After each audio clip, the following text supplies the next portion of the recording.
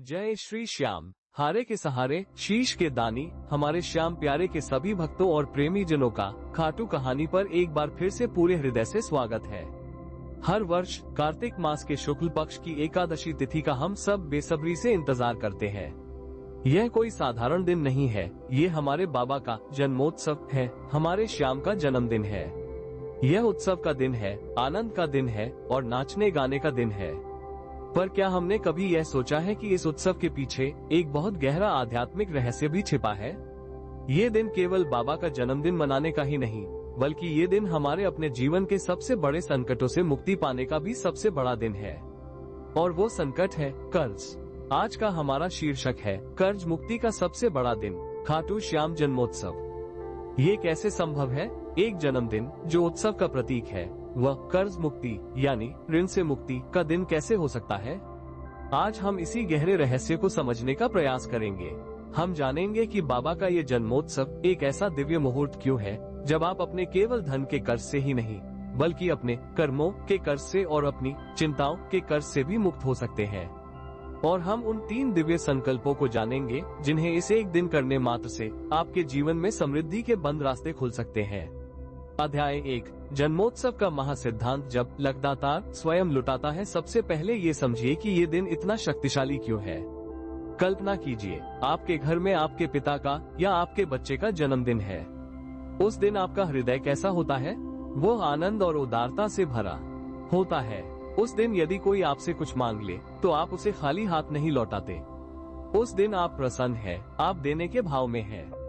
अब कल्पना कीजिए उस परमपिता की, उस जगत सेठ की जिसे दुनिया लगदातार कहकर पुकारती है, जो रोज लाखों लोगों की झोलियां भरता है। जब उस लगदातार का स्वयं का जन्मोत्सव होगा तो उसकी कृपा, उसकी उदारता और उसका खजाना कितना विशाल होगा। बाबा का जन्मोत्सव वो 24 घंटे का दिव्य मुहूर्त है जब ब्रह्मांड में कृपा की ऊर्जा अपने चरम पर होती है। यह वो दिन है जब बाबा अपने भक्तों की केवल अरदास ही नहीं सुनते, बल्कि उनके पुराने खाते भी बंद करते हैं।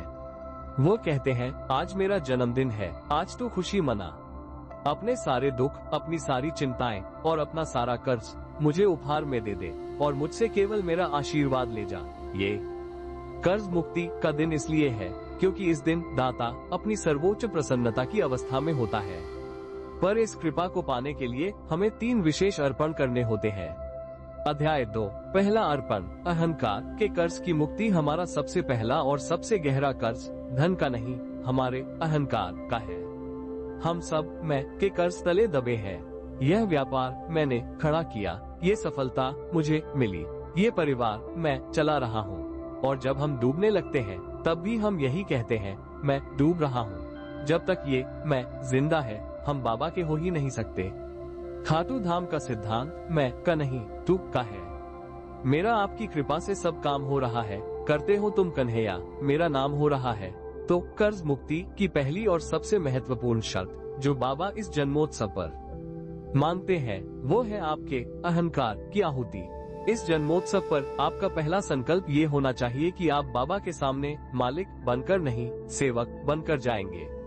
आपको ये स्वीकार करना होगा कि आपके जीवन की नाव के असली खेवनहार आप नहीं, श्याम है। जब आप ये कहते हैं, बाबा आज आपके जन्मदिन पर मैं का भाव, ये अहंकार का कर्ज आपके चरणों में चढ़ाता हूँ। आज से आप ही मेरे व्यापार के, मेरे घर के और मेरे जीवन के मालिक हैं। उसी क्षण आप अपने सबसे बड़े कर्ज से मुक्त हो जाते हैं। और जिस व्यापार का मालिक स्वयं श्याम बन जाए, उस व्यापार को दुनिया की कोई शक्ति डुबा नहीं सकती। अध्याय 3, दूसरा अर्पण, कर्मों के कर्ज की शुद्धि। हमारा दूसरा कर्ज है हमारे कर्मों का कर्ज। हमारे शास्त्र कहते हैं कि हमारे जीवन में आने वाले कई आर्थिक संकट, कई बाधाएं हमारे ही पूर्व जन्मों के या इस जन्म के बुरे कर्मों का फल होती है। यह एक ऐसा आध्यात्मिक कर्ज है जिसे चुकाए बिना भौतिक कर्ज से मुक्ति पाना लगभग असंभव है। तो इस जन्मोत्सव पर इस कर्मों के कर्ज को कैसे चुकाया जाए? इसका एक ही उपाय है, सेवा। बाबा का जन्मोत्सव लेने का नहीं, देने का दिन है। ये महासेवा का दिन है।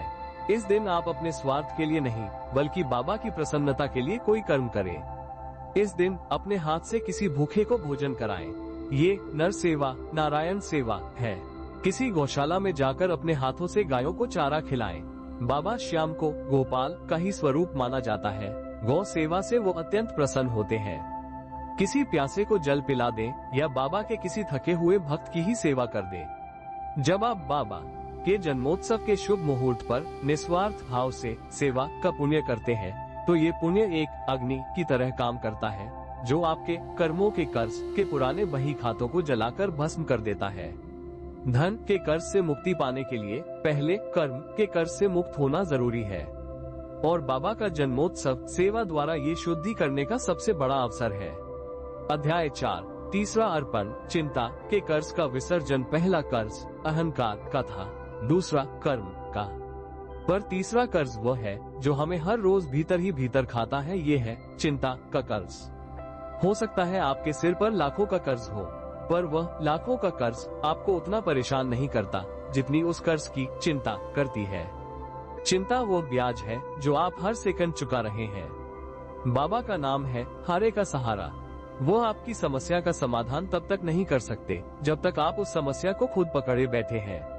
वो आपका हाथ तब तक नहीं थाम सकते जब तक आपकी मुट्ठी चिंता से बंधी हुई है। तो इस जन्मोत्सव पर आपका तीसरा और अंतिम अर्पण है आपकी चिंता। आपको बाबा के सामने खड़े होकर या अपने घर के मंदिर में ही एक भक्त की तरह नहीं, एक हारे हुए योद्धा की तरह जाना है। आपको ये स्वीकार करना है, बाबा मैं हार गया हूँ। मैं इस कर्ज से, इस चिंता से अकेले लड़ते लड़ते थक गया हूँ। आज आपके जन्मदिन के इस पावन अवसर पर मैं यह अपनी हार, यह अपनी चिंता और ये कर्ज का सारा बोझ आपके चरणों में उपहार की तरह चढ़ाता हूँ। जिस क्षण आप अपना बोझ उन्हें सौंप देते हैं, आप चिंता के कर्ज से मुक्त हो जाते हैं। और जब भक्त चिंता मुक्त होकर केवल कर्म पर ध्यान देता है तो बाबा अपना चमत्कार दिखाने के लिए स्वतंत्र हो जाते हैं। वो आपके हारे हुए होने की प्रतीक्षा कर रहे हैं। जन्मोत्सव का दिन अपनी हार को स्वीकार करने का सबसे उत्तम दिन है। उपसंहार तो मेरे श्याम प्रेमियों, बाबा का जन्मोत्सव कोई साधारण पर्व नहीं है। ये कर्ज मुक्ति का, ऋण मोचन का सबसे बड़ा आध्यात्मिक मुहूर्त है। इस दिन इन 3 अर्पणों को चढ़ाइए। 1 अपना अहंकार चढ़ाकर उन्हें मालिक बनाइए। 2 निस्वार्थ सेवा करके अपने कर्मों का कर्ज चुकाइए। 3 अपनी चिंता चढ़ाकर हारे के सहारे को पुकारिए। बाबा आपके सिर से धन का कर्ज कैसे उतारेंगे, वो रास्ता वो खुद बनाएंगे।